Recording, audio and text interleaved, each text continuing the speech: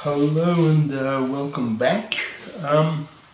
In this video we will be analysing practice game number 7, which was pretty much a quiet game, but the ending was very interesting and exciting.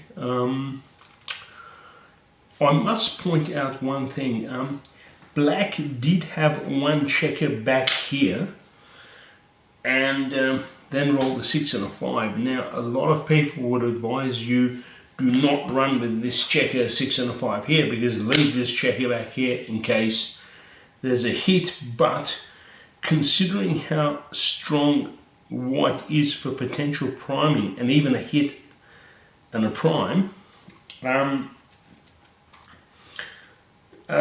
and considering the fact that black had checkers fairly close to his own quarter and white still had 2 checkers in black's quarter, but mainly because, I mean, the priming situation was strong for white.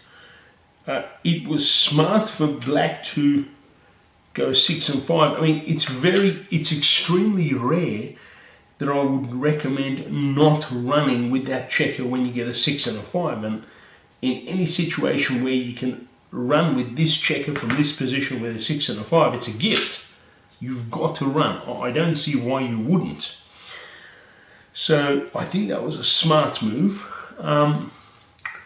What followed next was a 6 and a 2 for white. Now, white could have played a 2 with that checker and a 6 with that checker, but these 2 checkers are right next to home. They can get in with a 2 and a 3. They can get in with lower rolls.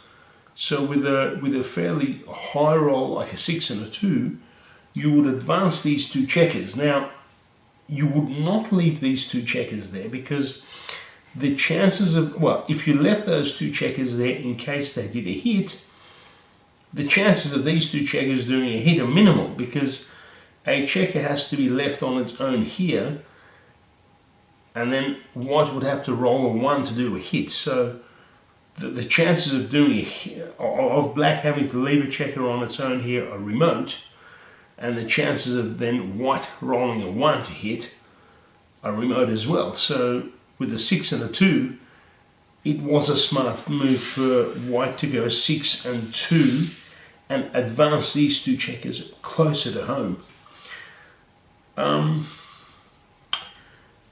Black then rolled a 4 and a 2, which was not an ideal roll, because he could not move 4 and a 2 with these 2, because if you roll a 4 and a 2 with any of these checkers here, there would have had to be 1 checker left on its own, at least 1 checker left on its own. So he had no choice but to go 1, 2, 3, 4, which sort of primed off that position there, not too bad, and then go 1, 2 here and create a bit of a candlestick, but at least got 2 checkers into his own quarter, and managed to prime off a point there. And that wasn't too bad for black, because these 5 checkers were not too far away from the home quarter, and white had 2 checkers stuck there. But then what happened, and this made the game very exciting, because white had a total reversal of fortune and rolled a double 6. And double 6s are very rarely a bad roll. The vast majority of times they are an excellent roll. So white could have played a 6 with this checker and a 2, say, with that checker or that checker, and then played the other. Like a double 6 would have meant, if you wanted to leave these 2 checkers there, would have meant moving all of these checkers into his own quarter and leaving those 2 checkers there in case he did a hit. But you know, that would not have been a good option, because the better option would have been, which is what I decided to do, to go 1, 2, 3, 4, 5, 6, 1, 2, 3, 4, 5, 6, because at that point Black had 5 checkers that he had to take into his home quarter, whereas white had 6 checkers. So white had 1 more checker than black to take into his home quarter, but with that double 6, white got a lot closer to his own quarter than black. So by playing the double 6 from there, he got himself into a very advantageous position. So leaving those 2 checkers there and moving those 4 in case he was going to do a hit, not a terribly good move. Not a terribly good move. Much better to get these 2 here and get himself really close to home and give himself a very good advantage. From then on, the rolls were pretty ordinary for both black and white. Neither black or white got terribly good rolls. Now, from that position, when neither side gets terribly good rolls, what will happen then is the advantage stays with white. Because if both sides get ordinary rolls and white's got more checkers close to home, well, white's going to continue having the advantage. And the game kind of hung in the balance where the advantage continued to be with white because both sides got ordinary rolls. But at any time, black could have gotten a lucky roll where it could have turned the game around. But towards the very end, white gets yet another double 6.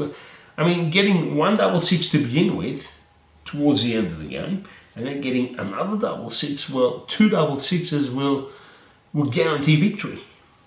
When a double 6 is the dream roll the vast majority of the time, and when you get 2 double 6s and your opponent does not get any doubles, as it happened with black, then clearly the victory goes to you. So, and in that case, because white got 2 double 6s, white towards the end, although the game still hung in the balance with the advantage for white, once that second double 6 was rolled, then it guaranteed victory for white.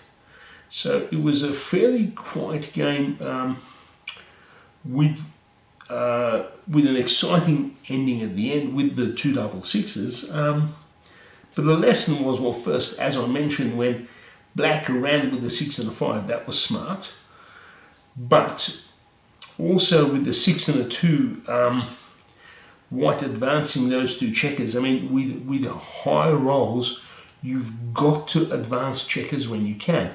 So the fact that white advanced those 2 checkers from there with a 6 and a 2, that allowed him to get into a very commanding position once he rolled the double 6. Now, this was practice game number 7. When I analyse practice game number 8, you will see that a very, very similar situation occurred where 2 checkers were here, and you will see that with the very next video, where in that particular case, it was the opposite. It was black that had 2 checkers there, and white was somewhat more advanced. But in that game, there was no, unlike this game, black, who had 2 checkers there, did not roll any doubles and ended up losing the game. So in this case, when white had 2 checkers here, if he had not rolled the double 6, it could have easily ended up a victory for black, which is pretty much what happened in practice game number 8, the analysis of which you will see in the next video. So the analysis of this game will be quite interesting to compare with the analysis of practice game number 8, where it's almost the same situation, where the side that has 2 checkers there does not get so lucky with doubles and therefore does not end up with a victory. So anyway, thank you for watching, and until the next video, we'll see you then.